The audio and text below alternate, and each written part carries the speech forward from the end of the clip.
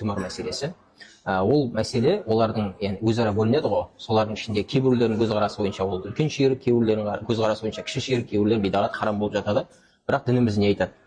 Енді дәлелдерге кірмес бұрын менің айтқым келіп тұрғаны, ғалымдар екіге бөледі. Бірінші, яғни бойтұмар тағатын нәрсе, ішінде жазылған нәрсе түсінікті болу керек, нақты болу керек, ешқандай бір түсініксіз тақырыптар жазылмаған болу керек. Сондай болатын болса, болады дейді. То есть түсініксіз нәрселер жазылатын болса, болмайды дейді. Егер Құран аяттары бар, дұғалар, Алланың есім сипаттары бар болатын болса, болады дейді.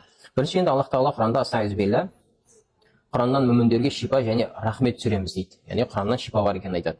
Одан кейін Абдулла ибн Амрдан келген хадисте, Абу Дауд Тирмизи шығарады.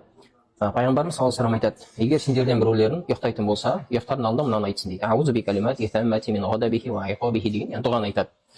Кім осы дұғаны айтатын болса, Аллах Тағала оны жаманшылықтан сақтап қояды дейді.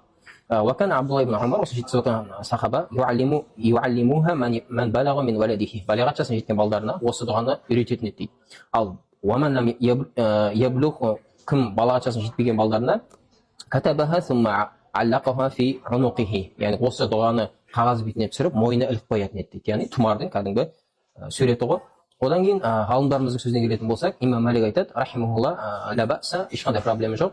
Аллати фиха асмауллахи азза ва джалла, яғни ауырып жатқан адамға Алланың есім сипаттары бар нәрсені мойнына іліп қоюдан ешқандай проблема жоқ дейді. Яғни шипа келу мақсатында.